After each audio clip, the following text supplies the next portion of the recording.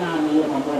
నానమిచ్చేవాడు ప్రస్తుతం విత్తనములు నాటుతున్నాడు, అది ముందు ముందు గొప్ప పంటగా పండును. ఈ జన్మలో వితరించిన గాని పది జన్మలో దానిని పొందలేము.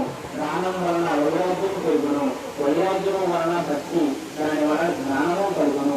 ఇప్పుడు 1 రూపాయి దానం ఇచ్చి ముందు ముందు 10 రూపాయల లాభం పొందవచ్చును. బాలాజీ పాటిల్ నమస్కారం అన్నప్పుడు షిరిడి వాసి బాబాకు గొప్ప భక్తుడు.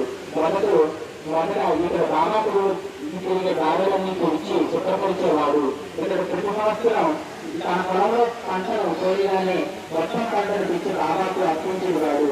బాబా ఇచ్చిన దానితో మాత్రం తీసుకుని వీళ్ళు కుటుంబాన్ని పోషించుకుంటూ ఉండేవాడు. బాబా వారితో ఇంత విశ్వాసముంచినందుకు ఆ కుటుంబం ఏనాడు దేని కొరకు శ్రమపడలేదు. బాబా అభయ సూత్రమైన నా భక్తుని ఇంటిలో లేదు అనే మాట వినిపించదు అని దానికి ప్రతీకగా నివాసుల కుటుంబ జీవితంలో ఏనాడు దేనికి బాధపడలేదు. ఇందుకు ఒక ఉదాహరణ. ఒకనాడు వారి కుటుంబం కొందరు బంధువులను భోజనముకు పిలవగా భోజన సమయమునకు పిలిచిన వారి కంటే 3 రెట్లు బంధువులు వచ్చింది.